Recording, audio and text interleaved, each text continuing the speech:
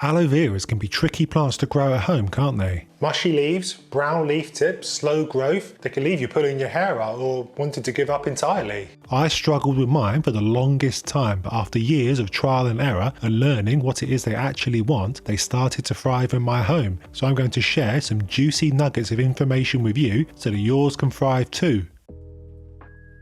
One of the things I've always struggled with these plants is this. The plant trying to do its best impression of a smooth criminal and making you look like a chump with no clue in the process. There are actually two reasons why this happens, one of which is much more problematic than the other. The first is all to do with the roots. Aloes tend to have pretty small root systems. They're similar to most cacti and succulents in that they grow lots of leaves, but when you check out the roots, you're shocked at how small they are. This means they often become top heavy, with the result being this. Now you might think, well that's easy, just give them a bigger pot with more soil, but the truth is this will probably end up giving you even more of a bigger headache. Aloes really don't like to have wet feet, as we'll cover in more detail later on. A bigger pot means more soil, which equals more moisture, which may equal plant death if we're not careful. There is a nifty hack we can do to solve this problem though, without needing to put him in a giant pot that will end up being his undoing. Now this guy is living in a pot that's a bit too small for him,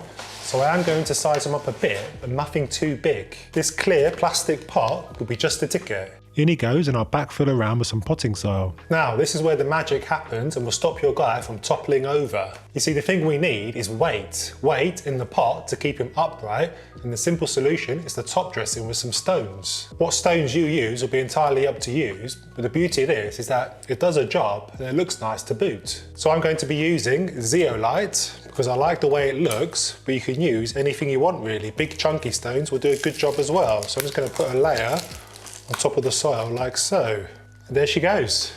Much more stable in the pot.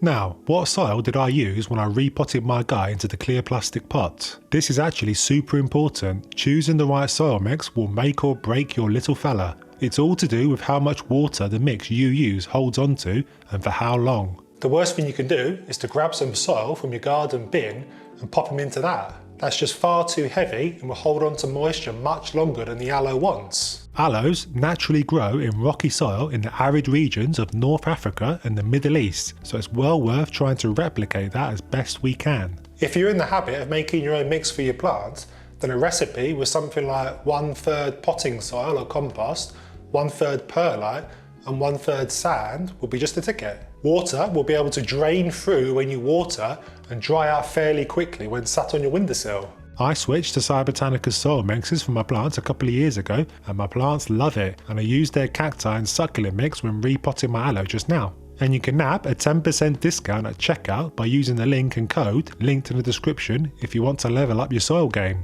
Now we are going to get into watering in a bit, but I'm saving it to the end and you'll see why when we get there. There's something that I want to show you that makes watering so much clearer, but it needs to be at the end, so stay tuned.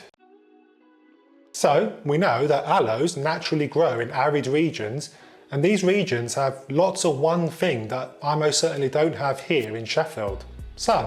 Sun is crucial to a happy and thriving aloe. They actually want more sun than you're probably giving them. Grow them indoors, and it's best to give them as much sun exposure as you can. West and south facing windows are ideal, but if you've only got north and east facing spots in your home, then a decent Santi grow light will be needed for best growth. I used to keep mine in my east facing dining room and the leaves started to turn grey. Grey leaves normally means the plant is not getting enough light. Since moving to the other side of the house, he's been much happier. Well, as happy as he can be in the Costa del Sheffield. If you are lucky enough to live somewhere with hot sunny summers, then you want to keep an eye on the leaves to check they're not becoming crispy brown on the edges. If this is happening, then I set it back further from the window. The glass might be intensifying the light a little bit too much. And if you're keeping your aloe outside in the summer, then you want to protect him from scorching afternoon sun. Morning sun is ideal. If you're keeping your aloe indoors, then temperature shouldn't be too much of an issue. They like a range of between 13 to 27 degrees Celsius, which is about 65 to 85 degrees Fahrenheit. so a nice big Goldilocks zone to play with, my plant friend. I'd keep them away from radiators and aircon units so they're not seeing massive swings in temperature and humidity, and it might be worth setting a minimum temperature on your thermostat if you're going away for a while in winter. Other than that, they're not too fussy. Aloes aren't hungry gannets like your average alocasia or peace lily. In fact, I wouldn't feed them much at all. I give mine a dose of houseplant focus in spring to wake them up, and then maybe every month or two I'll top them up again until I leave them to fast during winter. They aren't big growers in winter, especially if yours are dull and gloomy with short days like mine, so they won't need to fill up their belly at all really. It might be worth getting a cacti and succulent specific feed for them if you really want to dote on them, but I found my general fertilisers to be just fine. Overfeed them and you'll start to see yellowing and browning on the leaves, which isn't pretty. The great thing about aloes is they are pretty easy to multiply. You might notice this happening with yours. A little pup has grown next to Big Daddy. This normally happens with age and the right care. The right light being the biggie. The only way to propagate your aloe is through division, by taking the baby away from the parent and making him grow up all by himself. So the thing to do is to get your little guy out of the pot and then follow the stem of the youngling all the way to the daddy. It will be still attached, so just break it off as close to the daddy as possible, taking as much stem of the youngling as you can. The more stem you have, the more rooting success you'll get. Now, aloe is one of the only plants that I will leave to let callus over for a few hours because they are pretty sensitive to taking on water prematurely. Put it straight into wet soil and you do risk rotting the cutting before it has a chance to take root. Alternatively, you can just pop the cutting into soil like I'm going to do here, like so, and then to not water it for a day or so. And that's it basically. Put him somewhere nice and bright and he'll soon develop roots and grow on to be his best self. The biggie when it comes to killing aloes. Watering. Lots of folks get the watering completely wrong and start to end up with either mushy or dried up leaves, but once we have a basic idea of what they want and how they are made up, it becomes so much clearer. In fact, when I popped my guy onto the operating table and opened him up, it all made so much more sense to me, and that's what we're going to do now. Because aloes aren't just great ornamental plants, are they? The gel inside can be used to help with rashes, grazes, burns and cuts, so harvesting the gel is something you'll probably want to do sometimes. Now there are two ways that we can harvest aloe, and there's one way that I favour. We can either snip a piece off the leaf, like so, and use that, or we can take the whole leaf off at the base of the plant. Like so. How often you use it will determine the approach that you take. Use it often, then the snip and go method is the way forward. Use it once a year though, and you'll probably want to take the whole leaf off. This is because snipping a piece off like this just leaves an ugly stump behind that won't regrow, so you're much better off keeping it tidy by removing the whole leaf. If you're always suffering from rashes and whatnot and harvesting every week or every month, then taking the whole leaf off every time will leave you with nothing before long. So snip a piece off, let it scab over, and then repeat when you next need it.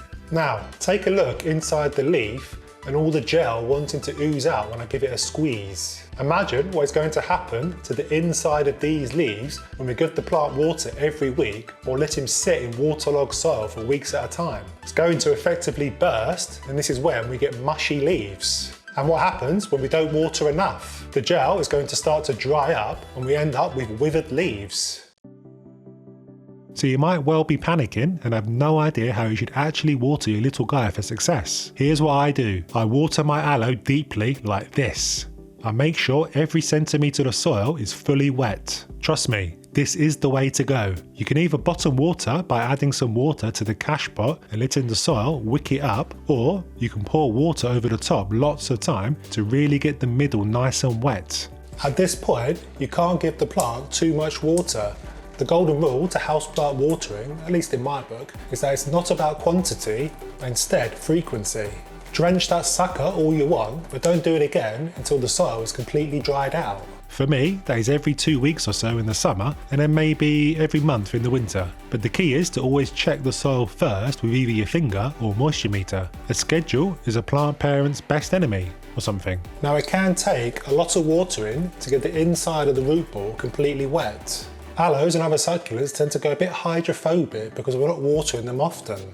To get around this, you can pop the entire pot into water like I'm doing with this hydrophobic ripple jade. You'll see lots of little blow-offs in the water, and this is when you know water is successfully getting into the nooks and crannies. Let it drain through thoroughly, and then don't do it again until it's completely dried out. I used to worry about giving my aloe too much water that they would end up getting dry and wrinkly, and I think this is a common problem. Following this approach though has made a massive difference.